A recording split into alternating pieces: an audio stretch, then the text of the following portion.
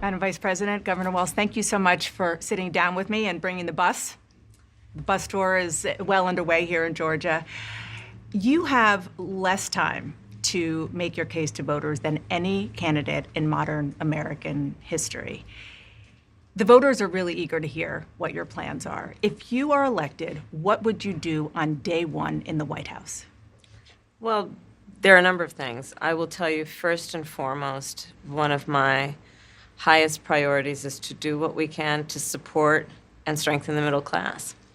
When I look at the aspirations, the goals, the ambitions of the American people, I think that people are ready for a new way forward, in a way that generations of Americans have been fueled by hope and by optimism. I think, sadly, in the last decade, we have had in the former president someone who has really been pushing an agenda and an environment that is about diminishing the character and the strength of who we are as Americans, really dividing our nation, and I think people are ready to turn the page on that. So what would you do day one? Day one, it's going to be about, one, implementing my plan for what I call an opportunity economy. I've already laid out a number of proposals in that regard, which include what we're going to do to bring down the cost of everyday goods, what we're going to do to invest in America's small businesses, what we're going to do to invest in families, for example, extending the child tax credit to $6,000 for families for the first year of their child's life, to help them buy a car seat, to help them buy baby clothes, a crib. There's the work that we're going to do that is about investing in the American family around affordable housing, a big issue in our country right now. So there are a number of things on day one. What about you? Well, I'm excited about this agenda, too. As I said, the idea of inspiring America to what can be. And I think many of these things that the Vice President's proposing are things that we share in values. And the child tax credit is one we know that reduces childhood poverty by 1/3. We did it in Minnesota. To have a federal partner in this, unbelievable, I think, in the impact that we can make. You talked about, you call it the opportunity economy. You are well aware that right now many Americans are struggling. There's a crisis of affordability. One of your campaign themes is we're not going back.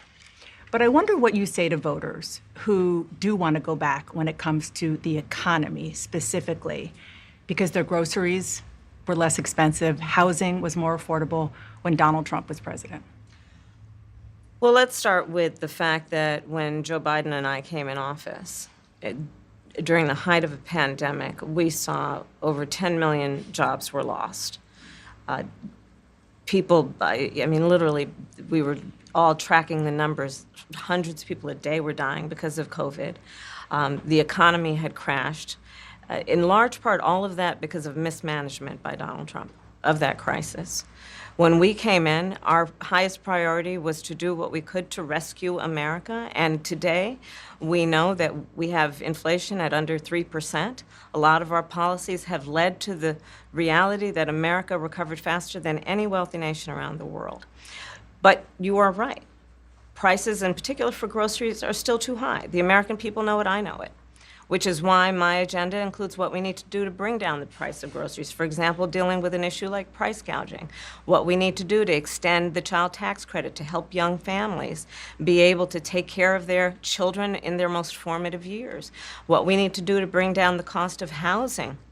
My proposal includes what would be a tax credit of $25,000 for first-time home buyers, so they can just have enough to put a down payment on a home, which is part of the American dream and their aspiration, but do it in a way that allows them to actually get on the path to achieving that goal and that dream. So you have been vice president for 3.5 years. Yeah.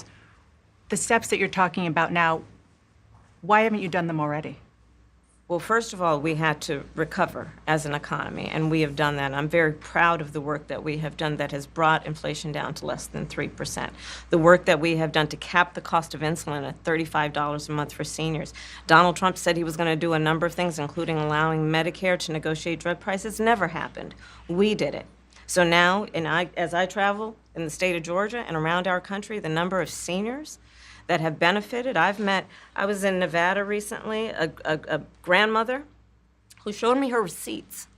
And before we capped the cost of insulin for seniors at $35 a month, she was paying hundreds of dollars, up to thousands of dollars a month for her insulin. She's not doing that any You longer. maintain Bidenomics is a success. I maintain that when we do the work of bringing down prescription medication for the American people, including capping the cost of the annual cost of prescription medication for seniors at $2,000, when we do what we did in the first year of being in office to extend the child tax credit so that we cut child poverty in America by over 50%, when we do what we have done to invest in the American people and bringing manufacturing back to the United States so that we created over 800,000 new manufacturing jobs, bringing business back to America, what we have done to improve the supply chain so we're not relying on foreign governments to supply American families with their basic needs, I'll say that that's good work.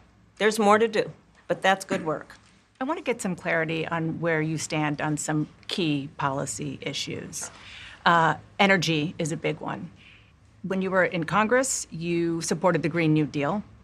And in 2019, you said, quote, "There is no question I'm in favor of banning fracking." Fracking, as you know, is a pretty big issue, particularly in your must-win state of Pennsylvania. Sure. Do you still want to ban fracking?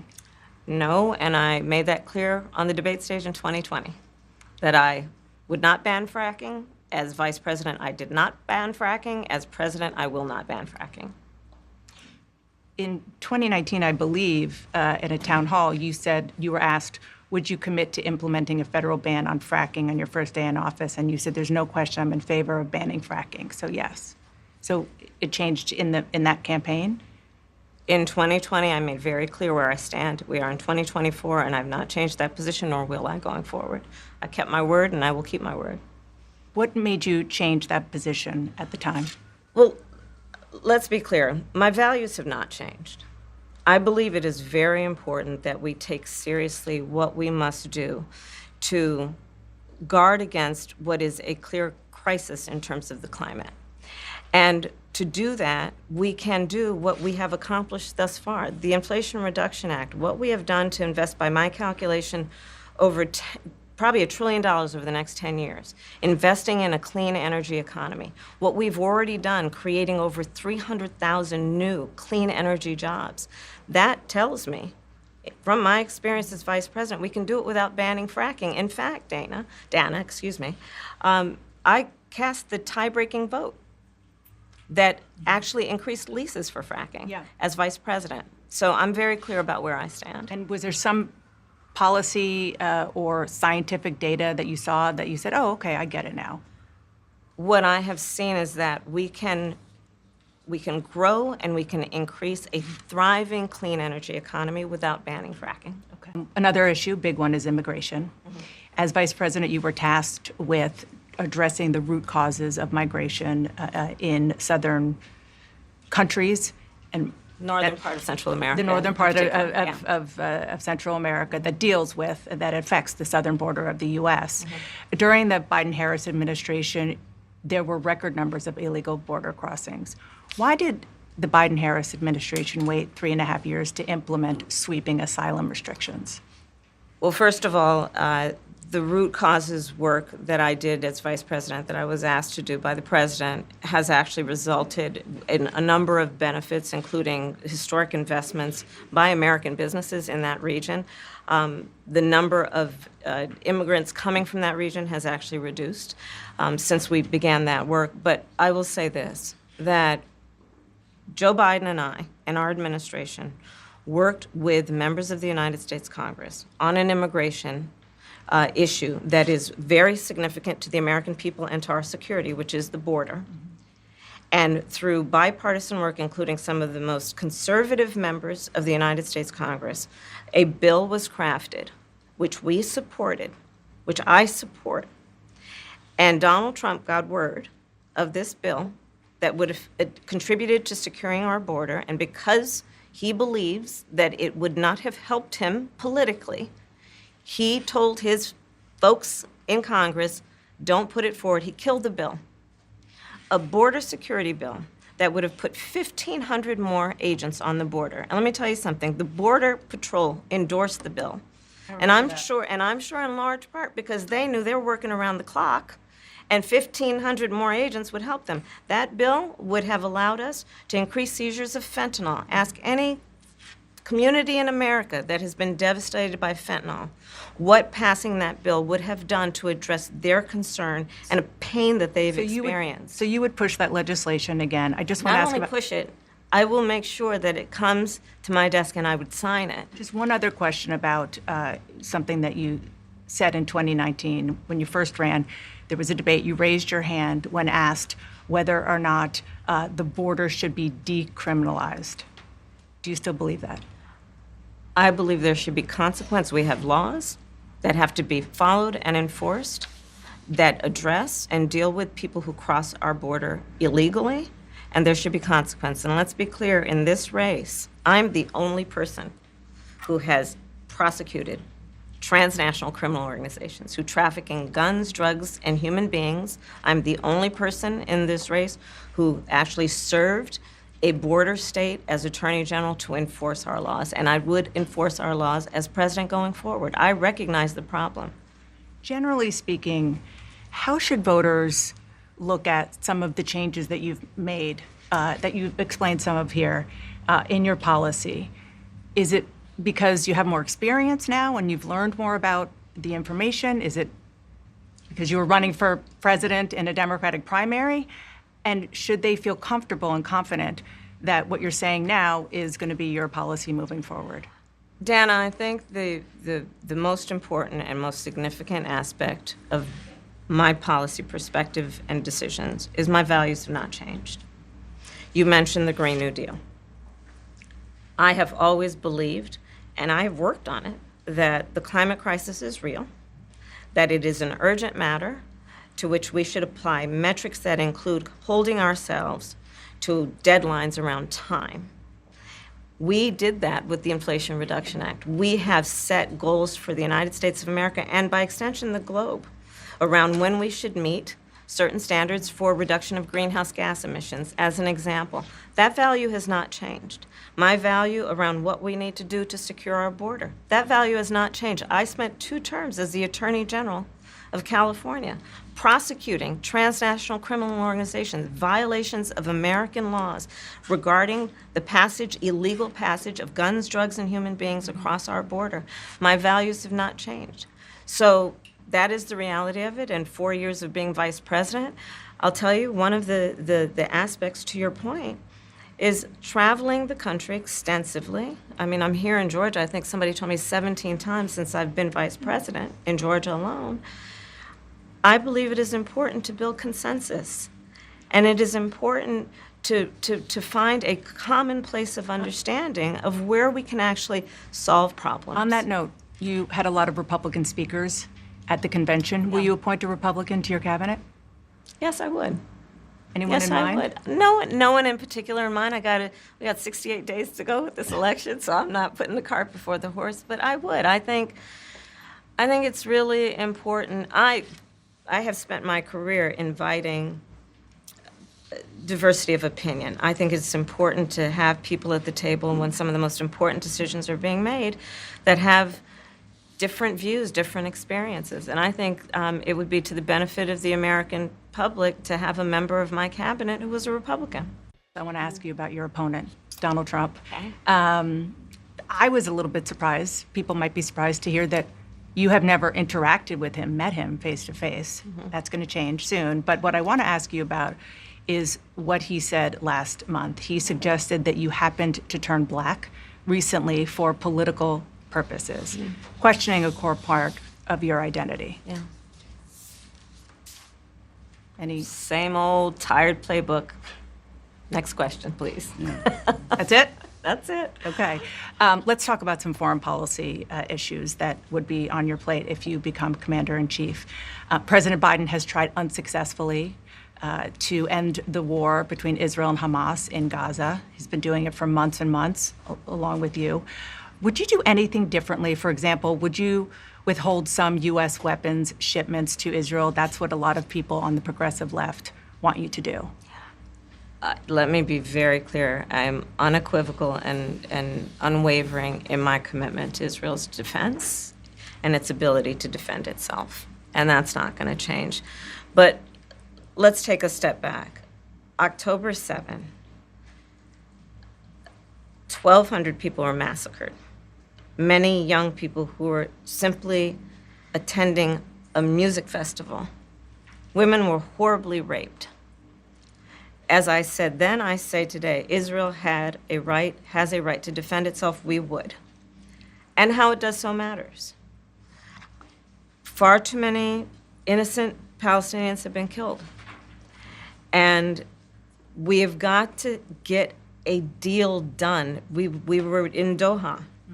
We have to get a deal done. This war must end. And in the meantime, and we must get a deal that is about getting the hostages out. I've met with the families of the American hostages. Let's get the hostages out. Let's get the ceasefire done. but no change in policy in terms of arms and so forth. No, we have to get a deal done. Dana, we have to get a deal done. When you look at the significance of this to the families, to the people who are living in that region, a deal is not only the right thing to do to end this war, but will unlock so much of what must happen next. I remain committed since I've been on October 8 to what we must do to work toward a two-state solution, where Israel is secure and in equal measure, the Palestinians have security and self-determination and dignity. The country is just starting to get to know you. I want to ask you a question about how you've described your service in the National Guard.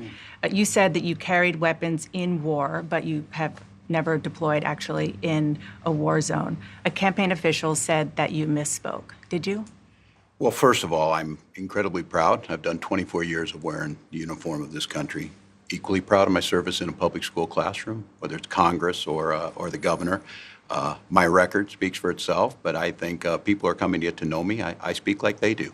I speak candidly. I wear my emotions on my sleeves, and I speak especially passionately about our children being shot in schools and around guns. So I think people know me. They know who I am. They know where my heart is. And again, my record has been out there for over 40 years to speak for itself.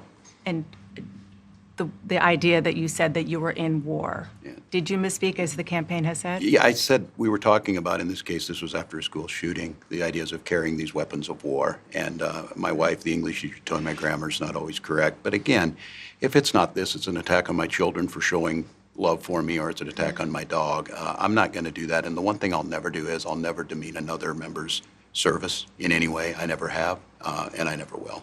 One other question, because again, this is all new. Yeah.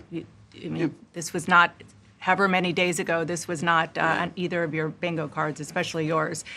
You had to clarify that you had said that you and your wife used IVF, but it turned out you used a different kind of fertility in order to have children. And then when you ran for Congress in 2006, your campaign repeatedly made false statements about a 1995 arrest for drunk and reckless driving. What do you say to voters who aren't sure whether they can take you at your word? Well, I've been very public. I think they can see my students come out, former folks I've served with, and they vouch for me. I certainly own my mistakes when I make them. The one thing I'll tell you is I wished in this country wouldn't have to do this. I spoke about our infertility issues because it's hell, and families know this. And I spoke about the treatments that were available to us that had those beautiful children there. That's quite a contrast in folks that are trying to take those rights away from us. And so I think people know who I am. They know that record. They've seen that. I've taught thousands of students. I've been out there. And I won't apologize for speaking passionately, whether it's guns in schools or protecting of reproductive rights. The contrast could not be clearer between what we're running against. The Vice President's position on this has been clear. And I think most Americans get it if you've been through that. I don't think they're cutting hairs on IVF or IUI. I think what they're cutting hairs on is an abortion ban and the ability to be able to deny families the chance to have a beautiful child. Vice President Harris, you were a very staunch defender of President Biden's capacity to serve another 4 years. Right after the debate, you insisted that President Biden is extraordinarily strong. Given where we are now, do you have any regrets about what you told the American people? No, not at all. Not at all. I have served with President Biden for almost 4 years now, and I'll tell you, it's one of the greatest honors of my career, truly. He cares so deeply about the American people. He is so smart and loyal to the American people. And I have spent hours upon hours with him, be it in the Oval Office or the Situation Room. He has the intelligence, the commitment, and the judgment and disposition that I think the American people rightly deserve in their president. By contrast, the former president has none of that. And so, one, I am so proud to have served as vice president to Joe Biden. And two, I am so proud to be running with Tim Walz for president of the United States and to bring America what I believe the American people deserve, which is a new way forward, and turn the page on the last decade of what I believe has been contrary to where the spirit of our country really lies. But the last decade, of course, the last 3.5 years has been part of your administration. I'm talking about an era that started about a decade ago, where there is some suggestion, warped I believe it to be, that the measure of the strength of a leader is based on who you beat down, instead of where I believe most Americans are, which is to believe that the true measure of the strength of a leader is based on who you lift up. That's what's at stake as much as any other detail that we could discuss in this election. Because we haven't had a chance to talk, I'm just curious, staying on President Biden, when he called you and said he was pulling out of the race, what was that like? And did he offer to endorse you right away, or did you ask for it? It was a Sunday, so here, I'll give you a little too much information. Go for it. There's no such thing, Madam Vice President. My family was staying with us, and including my baby nieces, and we had just had pancakes and, Auntie, can I have more bacon? Yes, I'll make you more bacon. And then we were sitting down to do a puzzle. And the phone rang, and it was Joe Biden. And he told me what he had decided to do. And I asked him, "Are you sure?" And he said yes. And that's how I learned about it. And what about the endorsement? Did you ask for it? He was very clear that he was going to support me. So when he called to tell you, he said, "I'm pulling out of the race and I'm going to support you." Well, my first thought was not about me, to be honest with you. My first thought was about him, to be honest. I think history is going to show a number of things about Joe Biden's presidency. I think history is going to show that in so many ways it was transformative, be it on what we have accomplished around finally investing in America's infrastructure, investing in new economies, in new industries, what we have done to bring our allies back together and have confidence in who we are as America and grow that alliance, what we have done to stand true to our principles, including one of the most important international rules and norms, which is the importance of sovereignty and territorial integrity.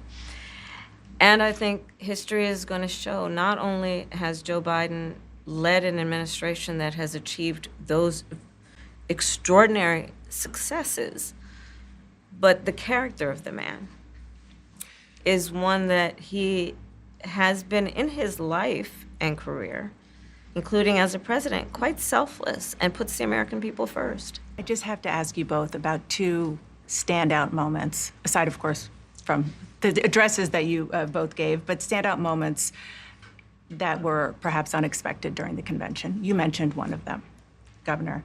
A moment that you shared, that the world shared with your son, Gus, You were speaking, the camera caught him, so incredibly proud of you, so emotional, saying, "That's my dad."